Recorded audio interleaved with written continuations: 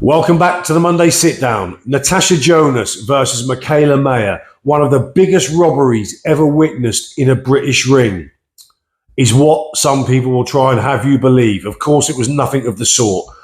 This fight reminded me very much of the first Katie Taylor-Chantel Cameron fight, in which when Katie Taylor used her better footwork and sort of better speed, she took the fight away from Chantel Cameron. And Chantel Cameron's success came in that first fight when Katie Taylor neglected her movement, neglected her footwork, and elected to stand in front and be there to be hit, essentially. Michaela Mayer started this fight. The first two rounds, she was massively out of distance. She was struggling for the range. And of course, you're only going to find the range by throwing punches, which she did. And after about the first two rounds, she kind of found her range. That being said, Michaela Mayer's fairly crude in what she does. There's nothing particularly clever or technical about what she does. She kind of just walks forward and throws big shots, often from a lot further away than what she should. She'll fall over the front foot because she's throwing from way out of distance. Natasha Jonas, superior footwork, superior movement, and better technically ability with punching. She mixes her punches up well. She's more accurate. She throws combinations better. And because she uses her footwork in a more effective way, she's set to do that more often than Mayer is. Mayer followed Jonas around, hoping that Jonas would be in one spot long enough where Michaela Mayer could unload her sort of a barrage or combination of punches. The only time Mayer really had success was sometimes out of tiredness, probably a bit of fatigue, but essentially every time Jonas neglected her footwork and neglected her clever movement was the only times really Michaela Mayer would have success. Now, it's hard to sustain that level of movement and use that footwork to that degree for 2 minutes of every round for 10 rounds. So Michaela is going to have, pockets of success. The other thing with Mayer is because when Jonas did neglect the footwork and neglect the movement, when she was standing with her back to the ropes or stood sort of stationary centre ring and they exchanged, because Mayer is the bigger, longer girl, she's kind of physically the more imposing girl. Even though she might not land the same number of punches in the exchange, and there were times she did, but even when she wasn't, because she's the bigger girl, the physically more imposing girl, in the exchange, it can look like Mayer has the better of the exchange. Even though in effective punches landed in the exchange, Jonas might have, pivoted through little uppercuts and hooks, short shots on the inside. But they don't visually maybe have the visual impact that Mayer's big, long clubbing shots have. I had Jonas, I think, 5 up after the first 6. And there were certainly a few rounds when sort of Jonas started to tire and neglect her footwork that could have been scored even or for either fighter, in all honesty.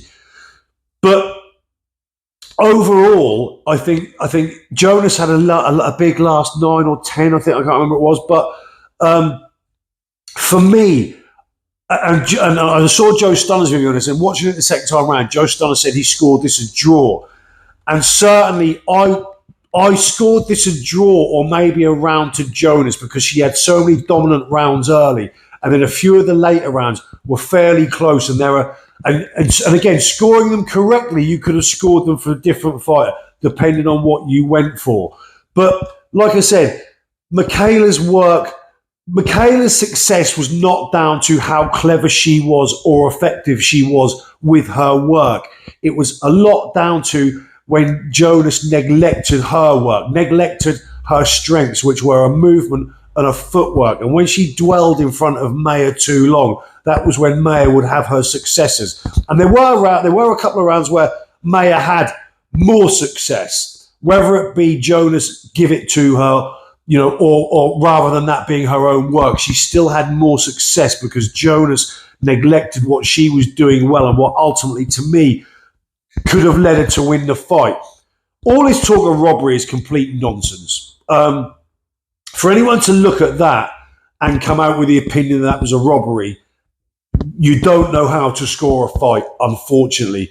Because, and again, I'm not just agreeing with Joe because I want to agree with Joe and I want to take sides, because I've scored fights differently. Famously,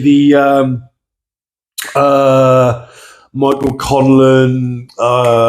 You know the fight anyway. Me and Joe scored that separate, differently. And I said in the video, I scored it different to Joe, even though we both scored it using the correct criteria. So, but I do agree.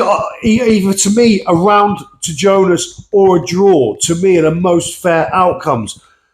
Because, like I said, Jonas was just better. And when she sort of neglected the stuff that made her better, that was when Michaela Mayer had success, if that makes sense. Great fight. I'd love to see a return. I thought it was fantastically entertaining. But yeah, no way was a robbery. Yeah, great return. I'd love to see that. Brilliant. I do think Michaela Mayer, because a lot of people are saying on paper that would be Jonas's best win, and that's possibly true, yeah. But I do think Michaela Mayer is fairly limited and fairly crude. I thought she possibly beat Baumgardner, but I didn't think Baumgardner was particularly good in that from a technical point of view. But anyway, great fight. Leading on from that, there's a lot of talk at the moment about the state of Sky Sports boxing and, the contract with Boxer, which has got about a year to run, I think. And there's a lot of criticism levelled at their shows and their cards that they've been producing.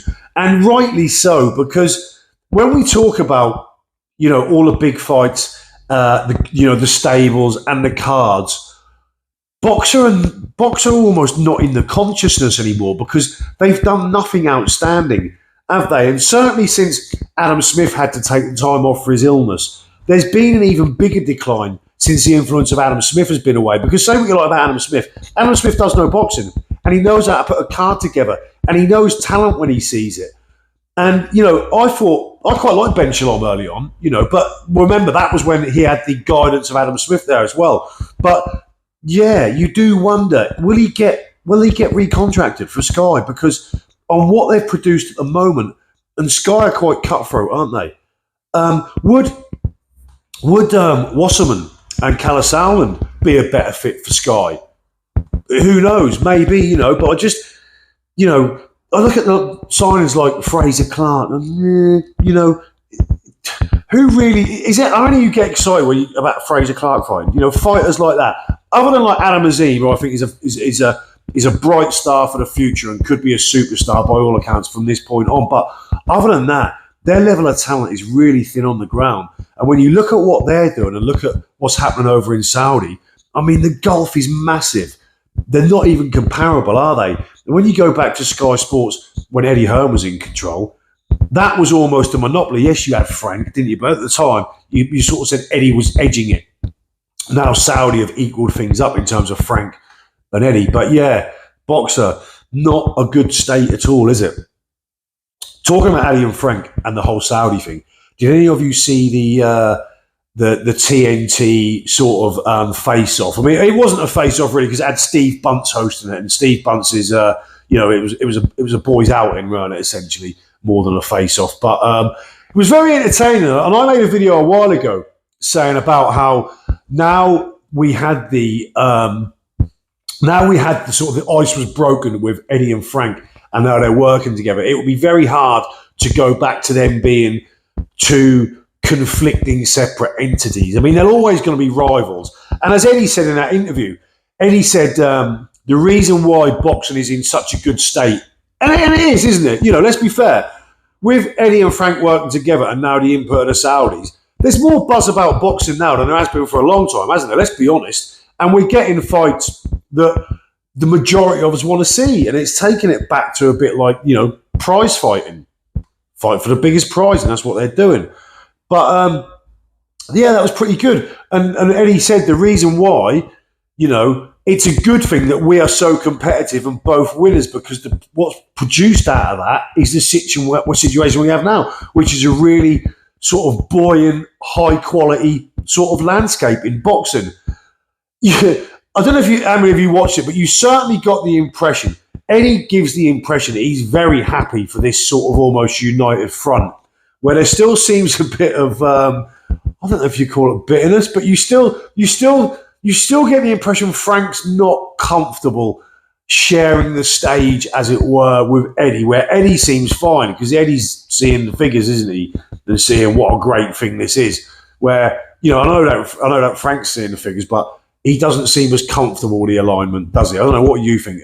Quite a good watch though, and it is great to just see them two on screen and having a friendly sort of jovial back and forth. Who can moan at that?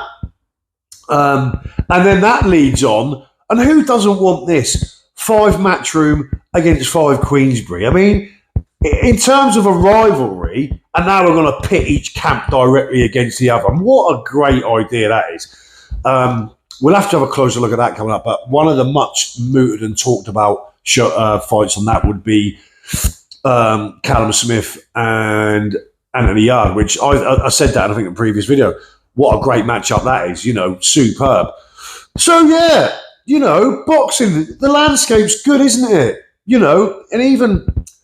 Who'd have thought 5 years ago would have been excited about female fights where they'd be producing talking points that we would talk about and cover, and they would be a story.